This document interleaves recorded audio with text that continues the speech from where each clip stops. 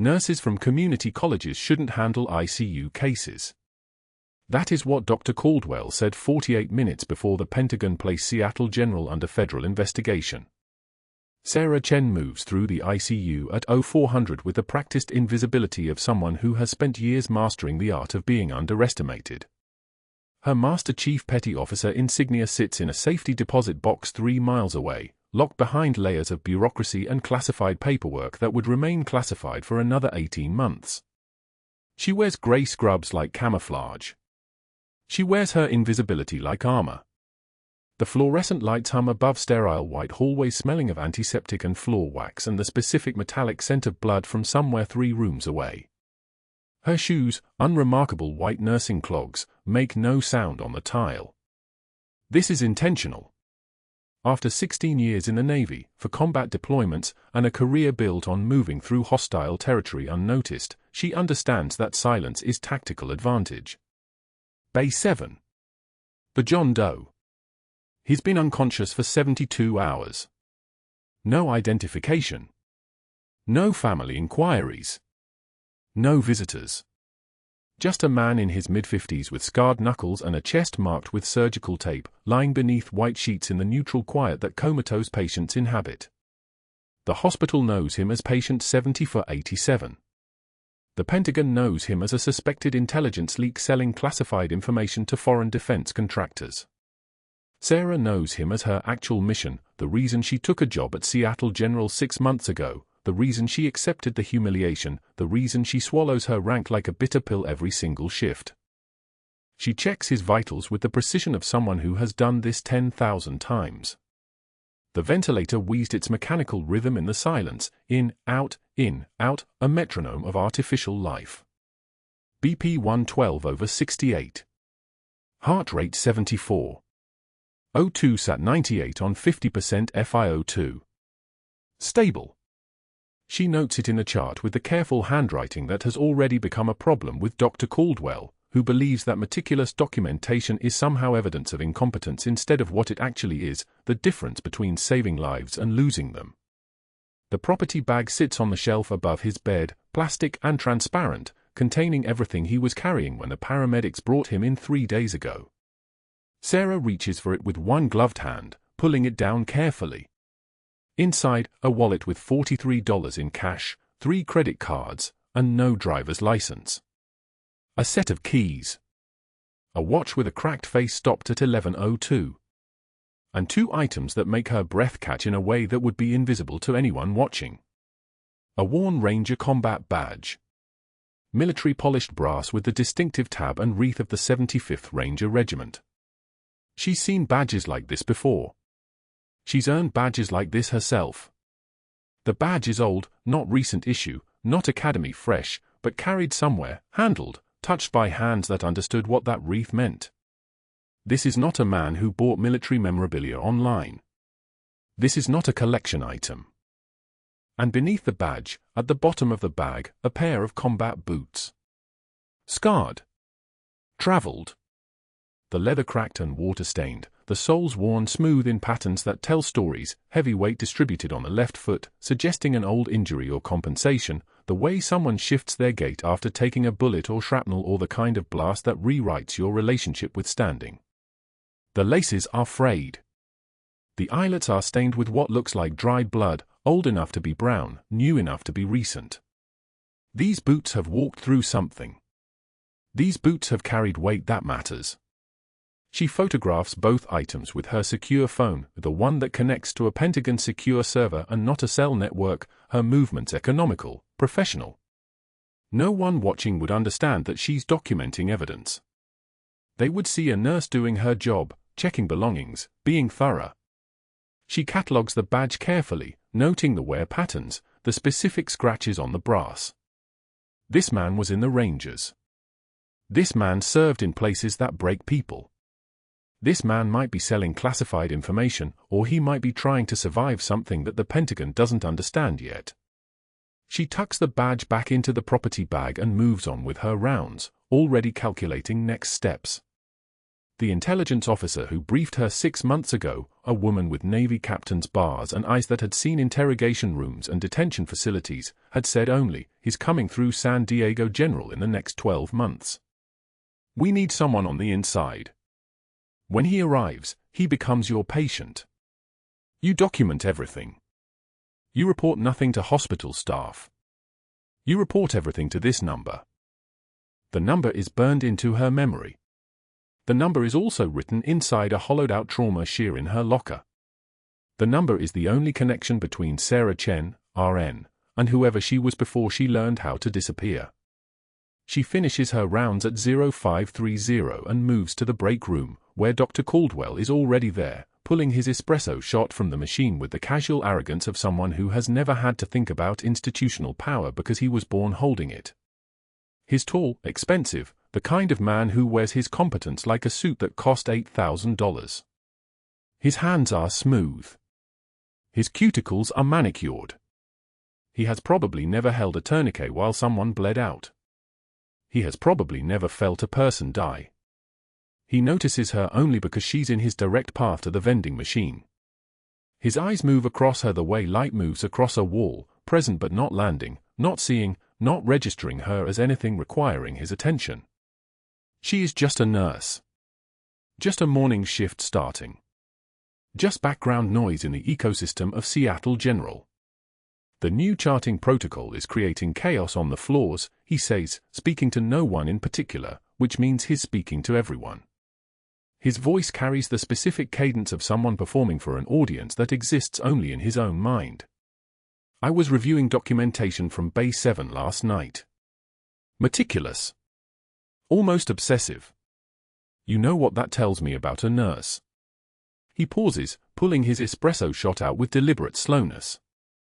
It tells me they're compensating for gaps in their core training. Sarah's jaw tightens imperceptibly. Her hands, reaching for a coffee cup, never tremble. She is a masterclass in stillness, in the kind of calm that only comes from having already survived the worst that existence can offer. She was in Baghdad for 11 months with 3 soldiers depending on her to keep them alive while she worked under fire with nothing but a field surgical kit and the kind of focus that rewires your entire nervous system. She kept them alive. She kept 17 others alive that didn't start the day thinking they would see the sun set. Dr. Caldwell's contempt slides off her like rain off a combat jacket. Nurses from community colleges shouldn't be handling ICU cases, he continues, his voice lingering near the vending machine where 2 residents and a nursing assistant are waiting for their turn. That's not elitism. That's just data. Yale-educated versus junior college? The outcomes speak for themselves. Sarah pours her coffee. Black. No sugar. No cream. Just caffeine and the specific bitterness that tastes like clarity. She still doesn't look at him. She doesn't need to look at him to understand exactly what he is, a man who mistakes confidence for competence, who confuses cruelty with authority, who has never encountered anyone who knows the difference between the two. The nursing assistant flinches.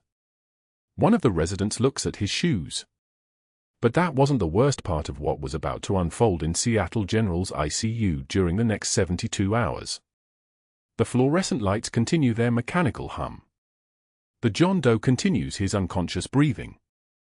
And somewhere on the 5th floor, in a secure supply room that Sarah had identified months ago during her initial positioning, there is a phone number written on the inside of a trauma shear that connects to a Pentagon office that monitors intelligence leaks, and they are currently tracking a suspected traitor. And they have no idea that the suspected traitor is lying in Bay 7 with a scarred pair of combat boots sitting in a plastic property bag above his bed.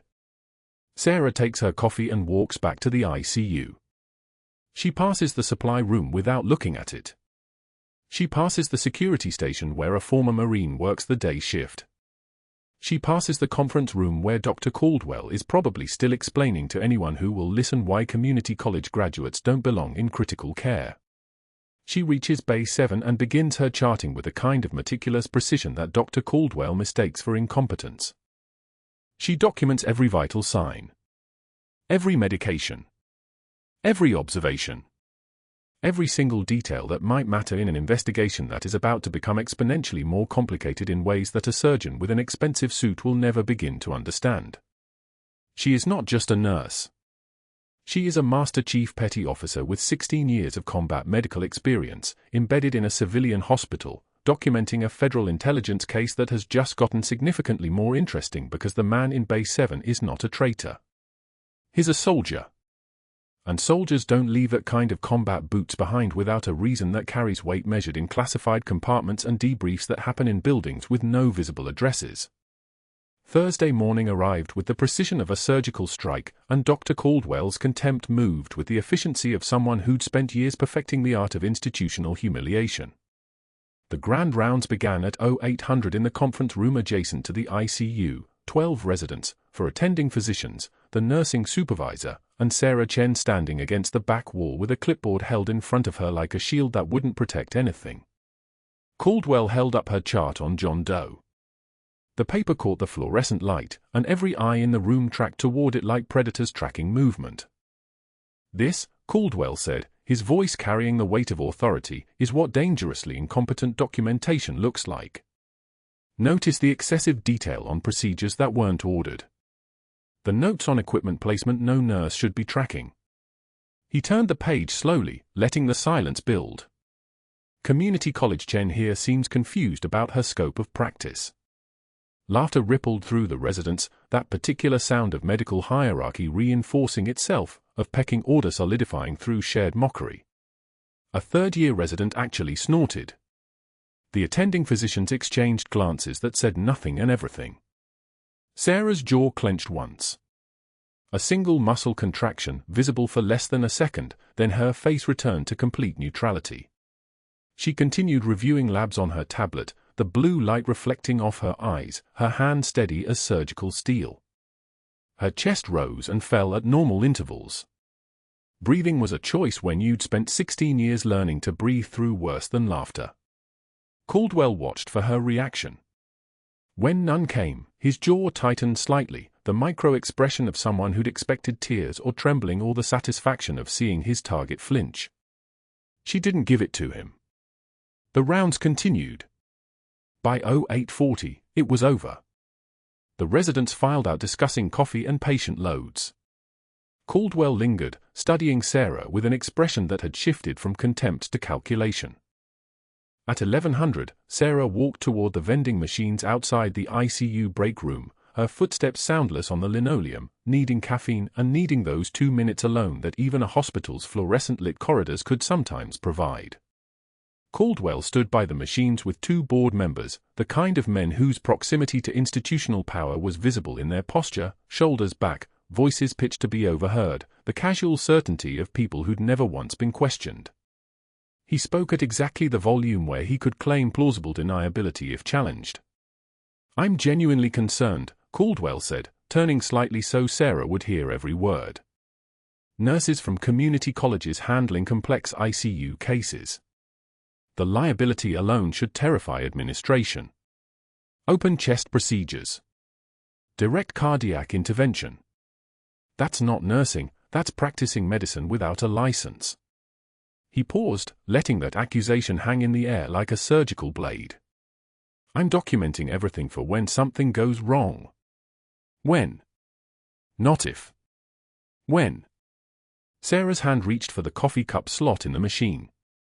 The quarter went in with a metallic clink. The machine hummed, dispensing grounds into paper, the hiss of hot water escaping steam. She collected her cup without looking at Caldwell, without acknowledging the board members, without allowing her face to register anything beyond the neutral expression of someone completing a routine task. Her hands didn't shake.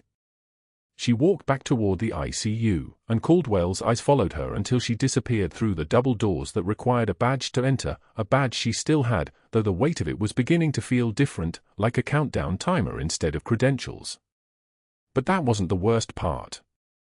At 14:30, the afternoon shift beginning its momentum shift toward evening, Caldwell cornered her outside John Doe's room. He'd positioned himself with calculation, 2 security guards visible through the window to the hallway, and her with nowhere to move without making the confrontation obvious to everyone walking past.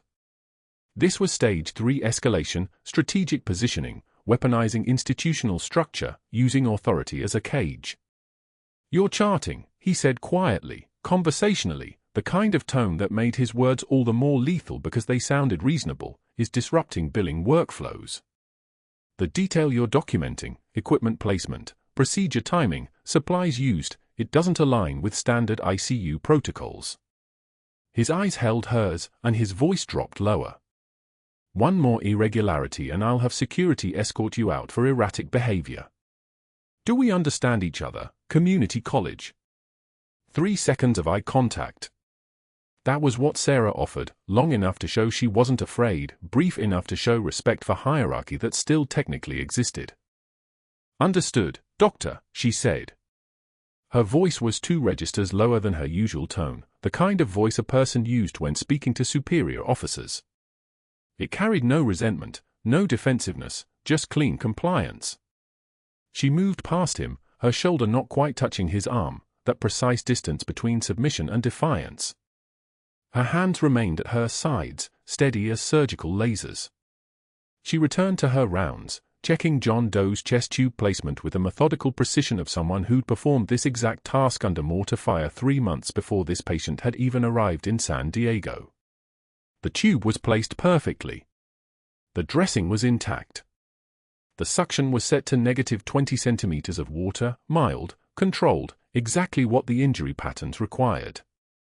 But alone in the supply closet at 14:45, Sarah leaned against the metal shelving and closed her eyes for exactly 10 seconds. No more. No less. 10 seconds to exhale the day, to let the controlled composure drop, to acknowledge that the cage was tightening and her mission was still incomplete and the combat badge in her scrub pocket felt like an accusation. The shelving was cold against her spine. The lights hummed overhead with that particular frequency that drilled into the back of your skull if you let it, the kind of sound that belonged to institutional spaces where people waited for diagnoses and decisions and death. She'd heard worse sounds, the crack of incoming rounds, the screech of convoy brakes, the wet rush of blood escaping from arterial wounds. Fluorescent humming was nothing. 10 seconds passed. She opened her eyes. Her breathing returned to operational normal. Her face reset to the mask of a competent ICU nurse named Chen who'd attended community college and worked night shifts and asked no questions. She returned to work. At 16:20, the afternoon light coming through the ICU windows had that particular golden quality of late April in San Diego, the kind of light that made the machines look almost gentle. Bay 4 was her responsibility, a pneumothorax patient admitted from the emergency department, young, 23, motorcycle accident, 1 collapsed lung and a chest full of air that shouldn't be there. The on-call surgeon was in OR. The resident was with another patient. The patient's oxygen saturation was 78 and dropping. Sarah moved. The needle decompression kit was in the emergency supply cart, 14-gauge angiocath needle, the location the second intercostal space at the midclavicular line, the angle perpendicular to the chest wall, the depth somewhere between protocol and instinct. She'd done this under mortar fire outside Mosul in 2019, standing in a convoy aid station with shrapnel scoring the metal walls, and she'd done it 23 other times in scenarios that required clearance levels she could never document. She found the space by palpation. One hand stabilized the chest, the other moved with muscle memory that 10 years of civilian nursing couldn't erase. The needle went in. The hiss of air escaping, that particular sound of pressure equalizing, of lungs reinflating, of intervention working in real time. The patient's chest rose. The monitor's oxygen saturation climbed. 82. 88. 94. Sarah secured the needle with a chest seal and stepped back, her hands moving to her sides with the finality of a task completed. The resident arrived 30 seconds later, looking relieved to find a patient stabilized instead of a crisis escalating. She'd never know that Sarah had done exactly the kind of procedure that community college nurses weren't supposed to know how to perform. 10 minutes later, in the break room, Maria Rodriguez approached with water in one hand and something heavier in her expression. Maria was a VA nurse, transfer from Ballard Air Base, the kind of person whose medical experience included deployment and convoy medicine and the kind of knowledge that lived outside normal hospital protocols. Maria looked directly at Sarah. "You were a combat medic," she said quietly. "Not a question. A statement of fact. I saw you work on a convoy outside Mosul in 2019. You held that intersection for 6 hours while we evacuated wounded. I was with 3rd Battalion, 5th Marines. Dark Horse. I remember your hands." Sarah's eyes met hers, a full second of recognition passing between two people who'd survived the same war, the same sounds, the same particular brand of helplessness that came from being responsible for human beings in places where bullets moved faster than protocols. "I never saw you," Sarah said, her voice barely above a whisper. "We never spoke. This conversation doesn't exist." Maria nodded once. Understanding. The kind of understanding that only came from having worn a uniform that required compartmentalization of knowledge. She turned and left without another word, and something in the break room shifted back to normal, just 2 nurses on shift, just the hum of the refrigerator and the vending machine's electric drone. Maria never mentioned it again. At 1800, Sarah reviewed John Doe's belongings in the secure locker, the worn Ranger combat badge with its edges smoothed by repeated handling, the pair of combat boots with Baghdad dust still visible in the tread, a single photograph worn soft from being folded and unfolded too many times. The image showed 3 soldiers in front of a checkpoint, the face of one of them obscured by the photograph's age and handling.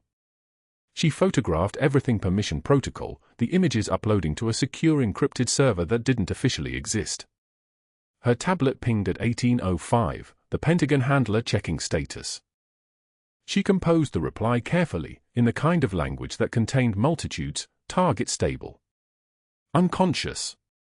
No visitors. No identification surfacing. Equipment suggests military background. Possible intelligence value pending recovery. The response came in under a minute. Hold position. Monitoring. Do not engage target directly. Maintain cover. She wouldn't engage. She'd monitor. The combat badge sat in the locker, and something about looking at it made her chest tighten in a way that had nothing to do with protocol and everything to do with the possibility that this patient, this unconscious soldier with military equipment and a shadow operative watching his every breath, might have connections to operations she'd thought were classified, might be part of a mission that had consequences extending far beyond a single ICU room in San Diego. At 1930, Caldwell entered the ICU and moved directly to John Doe's chart. Sarah watched through the glass partition as he reviewed her documentation with an expression of calculating assessment, his fingers tracing the line she'd written, his eyes narrowing at the specific notations of equipment placement and vital sign trends. Then his eyes shifted to Sarah. Their gazes met for 4 seconds across the noise and movement of the ICU, machines beeping, monitors alarming, the routine machinery of human beings being kept alive through technology and attention. Caldwell's expression held something new, not contempt anymore, but curiosity mixed with the specific interest of someone who'd caught a pattern that didn't align. He stepped into the hallway and made a phone call, his back turned, his voice low enough that the words wouldn't carry but his posture indicating urgency. He spoke for 3 minutes. His shoulders shifted once, the micro-movement of someone receiving information that recalibrated their understanding. Sarah couldn't break cover to investigate. A regular ICU nurse wouldn't have access to the databases where military service records lived. A community college graduate wouldn't know how to cross-reference unit patches with deployment timelines. She could only watch and wait and document and maintain the mask that was becoming increasingly difficult to distinguish from her actual face. At 2100, John Doe's monitor alarm chirped, a minor arrhythmia, self-correcting within seconds, his heart rhythm returning to normal sinus before the attending physician could even respond. Sarah moved to his bedside anyway, her clinical assessment showing everything stable, oxygen saturation 94, blood pressure holding at 118/72, the kind of metrics that indicated a patient on a trajectory toward waking. She placed the combat badge on the table beside his bed deliberately, where he would see it the moment his eyes opened. It was a violation of protocol. It was a breach of objectivity. It was also a message, I know what you are. I know where this came from. Somebody sent me to watch you, and if you wake up and try to disappear, I'm the one who will stop you. The badge caught the light from the monitor, that burnished metal reflecting green and blue across the plastic table surface. Sarah touched it once, that small piece of metal connecting two wars she couldn't speak about, two sets of secrets that were intersecting in ways she wasn't authorized to predict. The night shift was beginning, and somewhere in the hospital, decisions were being made that would change the shape of everything. The monitor's sharp metallic screech cut through the dark of the ICU at 0200 like an alarm at a checkpoint where the shooting never stops. John Doe's rhythm shattered, flat line, no signal, nothing but the electrical silence of a heart that had quit. Sarah was already moving before the beeping finished its second cycle, her body responding to stimulus the way muscle memory responds to incoming fire. The crash cart arrived 60 seconds later, wheels shrieking against the tile floor as she called compressions into place, her hands finding the center of his chest with the precision of someone who had done this on a stretcher under fire in the Jolan district of Fallujah.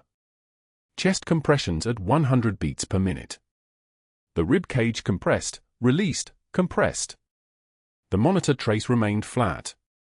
One of the junior nurses, Rodriguez, pushed the first dose of epinephrine into the 4-line, 1 milligram bolus, and Sarah's eyes flicked to the clock on the wall.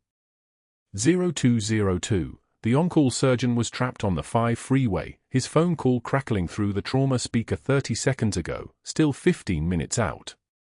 Traffic is gridlock. 15 minutes. The math was immediate and final. John Doe's blood pressure had dropped to 40 over nothing.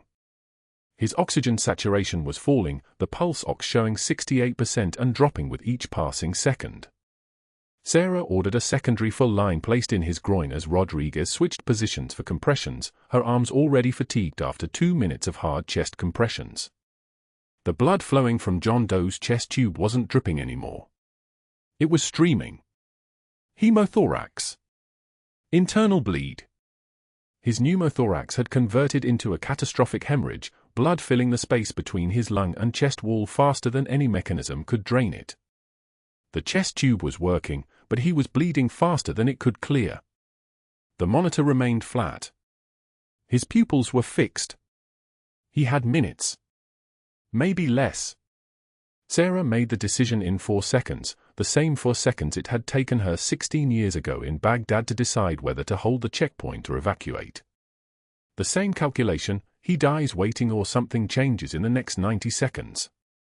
She called for the thoracotomy tray without looking at anyone in the room. The attending nurse, Morrison, understood immediately and began pulling sterile instruments. The sound of the tray sliding across steel was like someone drawing a weapon. "Get me a scalpel," Sarah said. "Size for .0 endotracheal tube. Satin sky clamp. Move." She didn't raise her voice. She didn't need to. The prep was simultaneous, her hands moving with the terrifying fluid precision of someone whose hands had held lives together in impossible places. Betadine swabbed across John Doe's exposed chest in broad strokes. Sterile drapes arranged like a battlefield surgeon might arrange them, with speed and economy of motion. The scalpel was placed in her palm and the weight of it felt like coming home to a place she'd sworn she'd left. The first incision went from his 5th intercostal space, just below the nipple, to the mid-axillary line, a smooth lateral cut that split skin and fat and fascia in one controlled motion. Blood welled immediately. She placed her other hand inside the chest cavity, feeling the anatomical landmarks she could reconstruct with her eyes closed. The lung collapsed, the mediastinum shifted by hemorrhage, the heart somewhere in that dark cavern of blood and tissue. The second incision widened the cavity, her fingers spreading his ribs apart with controlled force. The pericardium came next, the thin sac surrounding his heart, opened by scalpel with precision that would have taken a cardiac surgeon 8 minutes to execute. Sarah did it in 20 seconds because time was a weapon and she was fluent in every dialect of urgency. Her hand went into the chest cavity then, directly into the blood. Warm. Thick. The texture of it was information. The amount of it told her everything. She placed her fingers on his heart and felt the absolute stillness of it, the total absence of the rhythmic motion that meant he was still a person and not just a body. She began direct cardiac massage, compression, release, compression, her palm pressing his ventricle against the posterior chest wall, manually forcing blood through a heart that had forgotten how to beat on its own. "Monitor," she said. Rodriguez called out the rhythm changes, still flat. "Wait, there's a blip, another blip." The compressions continued. Squeeze, release, squeeze. Each compression was deliberate, measured, executed with the same discipline that had kept her operational through for combat deployments where the rule was simple: panic kills faster than bullets. Her other hand was searching now, feeling for the source of the hemorrhage inside the dark space of his chest cavity. Her fingers found it, a laceration along the left pulmonary artery, deep and ragged, the kind of wound that came from blunt force trauma that had been concealed by unconsciousness and time. "Satin sky clamp," she said. Her voice sounded like it was coming from somewhere else, somewhere far away where she was 26 years old and covered in blood that wasn't hers, and there were 4 more wounded waiting behind this one. The clamp was placed in her non-compressing hand. She positioned it with absolute certainty, clamping the vessel shut with a sound like metal closing on the future. The bleeding slowed. Her heart compressions continued. The monitor was still showing sporadic electrical activity, but nothing coherent, nothing that looked like a rhythm. 0206, Dr. Caldwell appeared in the doorway at the exact moment Sarah's hands were inside another human being's chest cavity. She didn't look at him. She didn't need to see his face to feel the weight of his attention, the calculating nature of his observation. He was watching the same way a predator watches prey trying to escape. He was watching to see her fail. He was watching to confirm his assessment of her as someone who should never have been allowed near a patient. His expression was a stone carving. Unreadable. He said nothing. He simply observed, his arms crossed, his posture the posture of someone conducting a final judgment. The compressions continued. O2 saturation, 58. Climbing.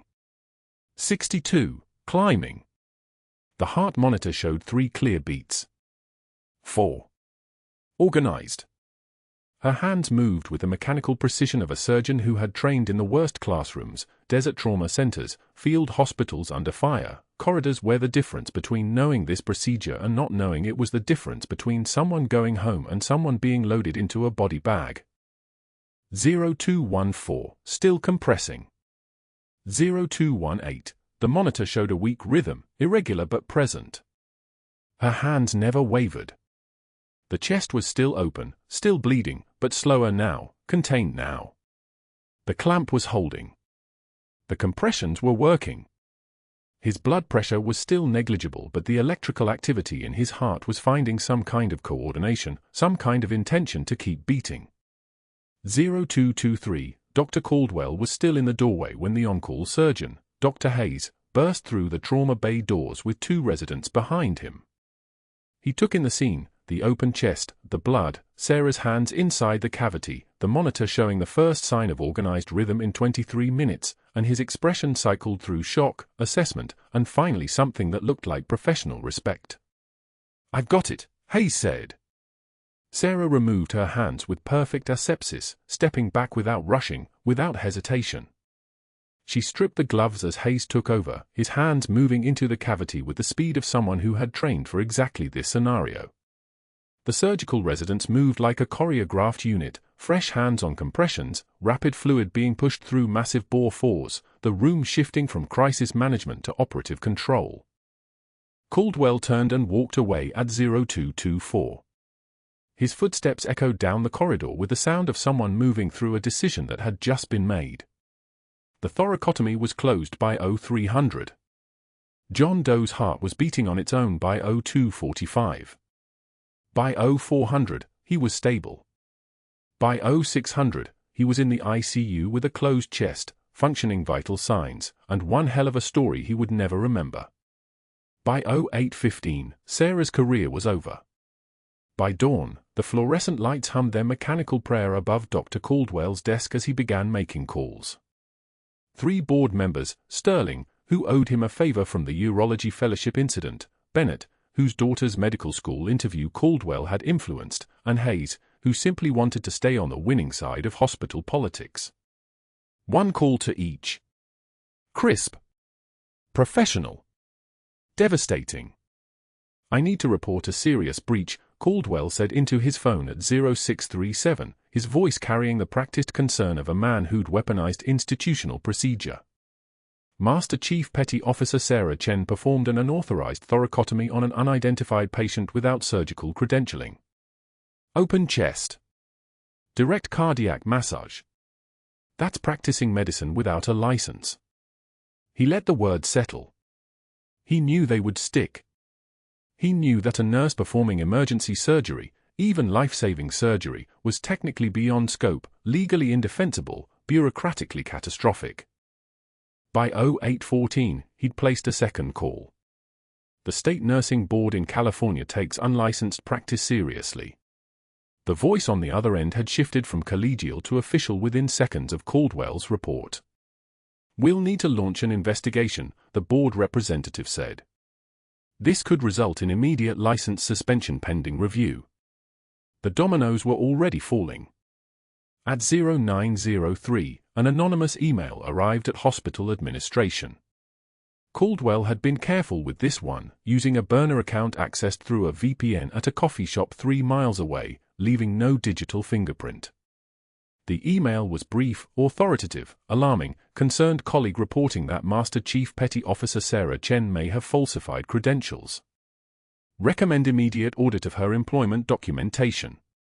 Background check discrepancies noted. The email included nothing specific. Nothing provable. Nothing that required evidence.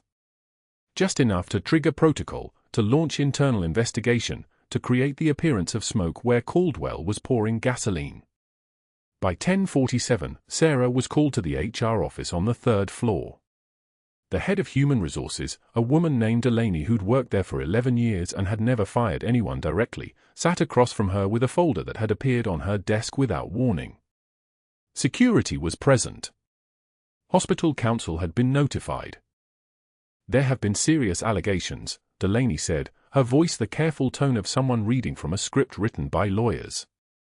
"Regarding your credentials, your scope of practice, and patient safety concerns. Effective immediately, you are suspended pending investigation. Your badge is being confiscated. Your access to all hospital systems is revoked. You will not enter the facility pending the outcome of our review." Sarah sat in the chair across from her, not the chair you choose, the chair you're directed to, and listened to her career collapse in real time. The combat badge was in her locker. Her access fob went into a plastic envelope. Her nursing credentials, earned through 16 years of service and validated by every combat medic from Kandahar to Anbar province, were suddenly in question. She couldn't defend herself. That was the genius of Caldwell's attack. Sarah couldn't say, "I performed that thoracotomy because I'm a Master Chief Petty Officer with emergency surgical training." She couldn't explain, "I have for combat deployments and held a field hospital together under fire." She couldn't clarify, "I'm undercover on a classified intelligence operation and every second I spend in your legal department is a second I'm not monitoring a suspected intelligence leak." The mission would collapse. 18 months of interagency coordination, naval intelligence, Army counterintelligence, FBI white-collar crime division, would evaporate. John Doe was unconscious, but awakening. Every day she wasn't in that ICU was a day the investigation stalled, a day Caldwell's network might discover what she was actually protecting. Delaney slid the paperwork across the desk. "You'll receive notification from the State Nursing Board within 48 hours. We're cooperating fully with their investigation. Your employment is terminated effective immediately pending formal disciplinary hearing." Terminated. The word landed like a bullet casing on tile. Sarah signed the papers with her medical handwriting, neat, precise, emotionless, because trembling would show fear, and fear would show weakness, and weakness was the only thing Caldwell was actually looking for. She didn't flinch. She didn't blink. She signed 3 copies, stood, and walked out of the HR office at 10:53. By 1400, Caldwell had already positioned himself in the ICU to watch the fallout.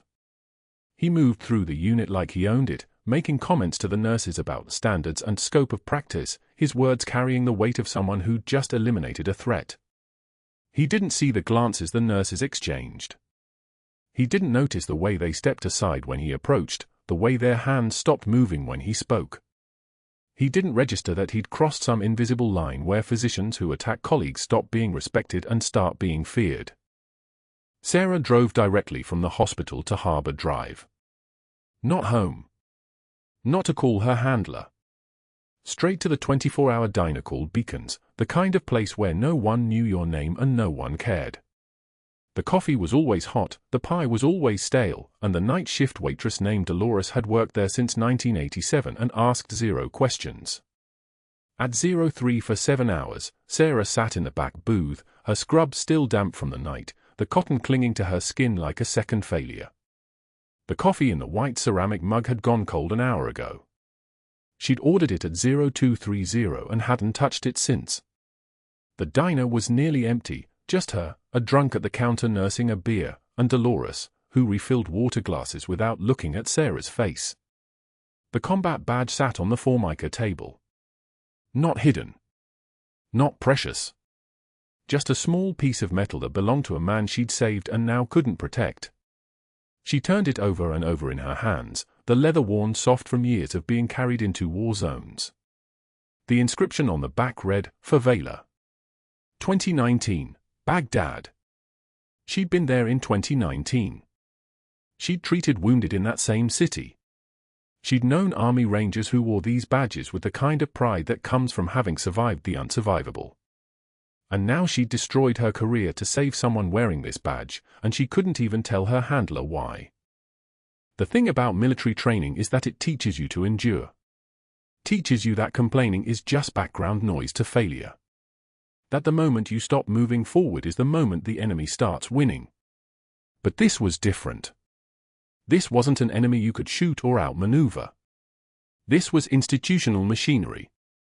This was the kind of power that operated through paperwork and precedent and 3 board members who owed favors. She'd compromised her cover. She'd revealed enough capability that anyone looking carefully would see the inconsistencies, a nurse with too much surgical knowledge, with combat-ready precision under crisis, with the kind of calm that comes from having already survived the worst. She'd saved John Doe and lost everything in the process. The thing about 0347 in an empty diner is that time moves differently. 3 hours can feel like 3 minutes. The rain hammered the windows like someone demanding entry. The fluorescent lights buzzed with the sound of electricity wasting itself on emptiness. And Sarah Chen, Master Chief Petty Officer, U.S. Navy, sat across from a dead cup of coffee and wondered if she'd just destroyed both her career and her mission simultaneously. At exactly 0403, her phone buzzed. A text from Maria Rodriguez, one of the night nurses in the ICU. John Doe is asking for you. Won't speak to anyone else. They're threatening to sedate him. It's urgent. Sarah stared at the message for 90 seconds. Going back to the hospital would confirm Caldwell's narrative that she was erratic, unstable, willing to violate direct orders. It would give him the evidence he needed to make the termination permanent. It would put her entire clearance at risk. But if John Doe was awake and talking, if the patient she'd been assigned to monitor was finally conscious, then the mission might not be completely destroyed. Then maybe the last 4 hours of career collapse meant something beyond personal catastrophe. She left 2 crumpled dollar bills on the Formica next to the cold coffee. She left the combat badge on the table too, then picked it up, unable to leave it behind like forgotten luggage. She pocketed it and walked back into the rain. The rain had stopped. Sarah stood in the doorway of the ICU room, still in civilian clothes because her scrubs had been confiscated with her badge 6 hours earlier. The unconscious man, John Doe, had been breathing on his own since dawn. Monitors tracked his heart with the steady rhythm of someone climbing back toward the world. She shouldn't be here. Her suspension was absolute. But the text from the VA nurse had pulled her back anyway. He's waking. John Doe's eyes opened at 0847, first unfocused, then searching, then locking directly onto her face in the doorway. Recognition ignited across his features like a match striking flint. His voice came rough from the breathing tube's damage, accented English wrapped around words that hadn't been spoken in years. "You are Lotus. I saw you in Baghdad." The medic who held the bridge at checkpoint 7 while we evacuated. The room crystallized into absolute silence. The kind of silence that makes fluorescent lights feel loud by comparison. Sarah didn't move. Didn't acknowledge. Didn't breathe differently. But the weight of those words, Lotus, Baghdad, checkpoint 7, was the sound of her entire world rotating on its axis in real time. A VA security guard standing near the patient monitor was a former Marine, broad-shouldered and sharp-eyed, the kind of man who recognized military bearing when it walked through doors pretending to be a civilian nurse. His body went rigid. His jaw locked. And then, with the precision of someone following protocols written in blood and tradition, he stepped forward and his voice carried through the ICU with the weight of official recognition, "Master Chief Petty Officer on deck." The words hung in the air like a physical thing. One nurse's hand froze mid-medication. A resident's pen stopped moving. The ventilator wheezed its mechanical rhythm, oblivious to the seismic shift happening in the room. Within 4 minutes, hospital IT had a video conference queued. Within 7 minutes, a 3-star general was on screen, his uniform visible only from the chest up, his face carrying the kind of authority that doesn't negotiate. He didn't greet anyone. He didn't ask permission. He opened a classified personnel file and began reading aloud to the hospital director, the chief of medicine, and anyone else standing frozen in that office. Master Chief Petty Officer Sarah Chen. Naval Special Operations Command. 16 years active service. For combat deployments. 18 confirmed field operations in contested territory. Navy Cross for actions in Baghdad, 2019. Maintained a forward aid station under sustained fire for 11 hours. Trained 43 indigenous medical personnel in battlefield trauma response while embedded with Army Ranger units in Helmand Province and Anbar Province. Marksmanship qualification expert. Advanced trauma certification. Medical school eligibility deferred. Clearance level top secret/sensitive compartmentalized information. The general paused. His eyes came up from the file like a weapon being aimed. This officer has been under federal intelligence protection while working as civilian medical personnel for the past 184 days. Any disclosure of her identity creates operational compromise. Any interference with her assignments creates federal liability. Understood? Nobody in that room said a word. The chief of medicine looked like he'd been struck by something he couldn't see. Back in the ICU, Sarah hadn't moved from the doorway. Her hands were at her sides. Her breathing unchanged. But her eyes had shifted somehow or narrowed, and when she looked at John Doe, the civilian nurse was gone. What remained was the officer. The soldier. The woman who had carried wounded men through hell and built a clinic out of rubble and trained people how to stop bleeding when antibiotics were 3 days away. John Doe's eyes filled with tears. His voice broke through the damage the breathing tube had done. "You carried my brother 2 miles to the aid station. I was shot. Blood everywhere. You carried him. Then you went back. 3 more times you went back. Until we were all safe. All of us. Everyone at the bridge." His hand reached out across the bed rails. Not far. Just the gesture. Sarah stepped into the room and took his hand. Didn't speak. Didn't need to. The silence between them held everything that words couldn't carry, 2 people who'd survived the same fire recognizing each other on the other side of it. The general's next order came through the hospital radio channel directly to security, place Dr. Marcus Caldwell in immediate custody and notify the Federal Bureau of Investigation. At 1015, 2 FBI agents entered Seattle General's administrative wing. Not the hospital administrator's office. Dr. Caldwell's office. They had a warrant that made his face go gray before he even finished reading it. His computer was seized. His filing cabinets were boxed. His protests echoed down the corridor like a dog's bark, loud, desperate, and utterly ignored. The agents had spent 6 hours tracing his digital footprints. His login credentials had accessed the Defense Department personnel database at 0623 this morning, a clumsy, panicked attempt to find evidence that Sarah's military records were fabricated so he could justify her termination to the hospital board. What he didn't know was that Defense Department database access triggered automatic counterintelligence protocols. Every keystroke was logged. Every search term was tracked. And the intrusion had revealed something more. His IP address had accessed that same system for months earlier, searching for patient information on 3 separate individuals, including John Doe. That search coincided with a spike in his billing claims. Phantom procedures on comatose patients. Medicare fraud. Systematic, deliberate, profitable fraud. The FBI Financial Crimes Unit had been investigating Seattle General's billing patterns for 8 months. Dr. Caldwell's name appeared in 6 separate suspicious reports. His attempt to hack military records didn't just provide probable cause. It created federal criminal liability. Computer fraud. Unauthorized access to government systems. Attempting to interfere with a classified intelligence operation. At 10:40, agents interviewed Rashid al-Mahmoud, the man behind the unconscious face, now awake, now speaking freely. He confessed everything. He'd been selling low-level classified information. Not for ideology. Not for money that he wanted. For his daughter's cancer treatment after the VA delayed her benefits. 1 year. 3 months. $50,000 out of pocket while paperwork crawled through bureaucracy. Dr. Caldwell had discovered Rashid's military background through medical records, learned he was an interpreter, understood the value of what he possessed. And he'd planned to blackmail him upon waking. Another income stream. Another exploited patient.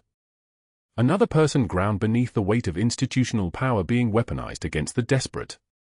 But Sarah's meticulous charting, the documentation Caldwell had mocked, the dangerously incompetent notes he'd used as exhibits in grand rounds, had created a complete paper trail of his phantom procedures.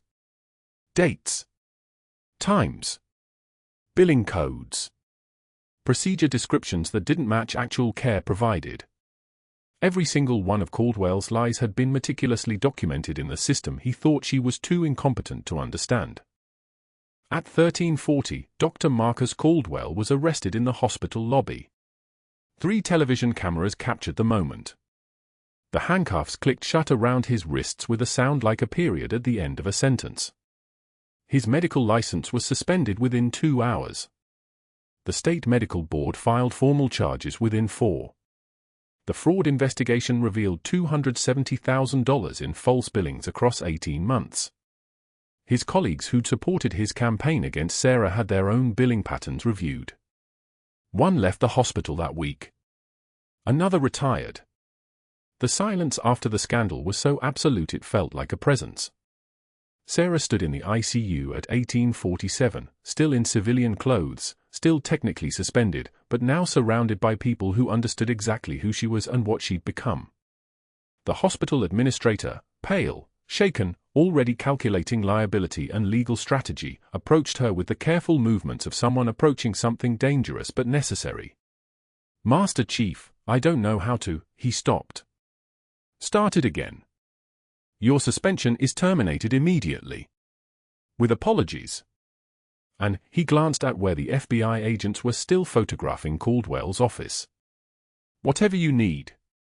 Whatever the operation requires." Sarah looked at him for 3 full seconds without speaking. Then, "I need access to my previous rotation. Nothing else changes."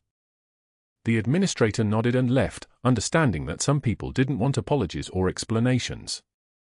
They wanted to work. At the nursing station, the night shift crew moved around her with the uncertain energy of people who'd just learned their colleague was military royalty. None of them knew what to say. A young resident named Morrison finally found the courage. "That was the most badass thing I've ever." Sarah cut him off without cruelty, just practicality. Patients don't care about rank. Focus on the work. The VA nurse from 2 days ago, the one who'd recognized her technique on the pneumothorax patient, stepped forward with red eyes. "I'm sorry I didn't say anything." I should have protected you. You recognized me, Sarah said quietly. That's enough. That's everything. By 2100, the hospital had returned to its ordinary rhythm. Monitors beeped. Machines hummed. Staff moved with purpose through corridors lit by fluorescent constellations. In the ICU, Sarah checked on Rashid one more time before the end of shift. His daughter had arrived from wherever the military had been protecting her, a safe house, Sarah assumed, and she sat beside his bed with the fierce grip of someone who'd believed her father was dead. Thank you, Rashid said, and Sarah nodded once, the kind of nod that meant the conversation was complete. She drove home through San Diego's midnight streets, the combat badge sitting in the cup holder beside her. She didn't reach for it. Didn't need to. For the first time in 184 days, she didn't need to carry the weight of it alone. Somewhere, a general had read her name aloud. Somewhere, a database had protected her. Somewhere, the machinery of government had moved, not fast, but with precision, grinding down the people who preyed on the vulnerable. The rain started again as she pulled into her apartment complex, not the heavy downpour of the night before, just a steady, patient fall that would last until morning. Sarah Chen, Master Chief Petty Officer, Naval Special Operations Command, callsign Lotus, sat in her car with the rain drumming on the hood and allowed herself something she hadn't done in 3 days. She breathed like someone who'd set down a weight that was no longer hers to carry. So subscribe if you want stories about the quiet heroes who save lives in the dark. Like if you think power is about helping people, not titles. And comment, have you ever been completely wrong about someone you underestimated?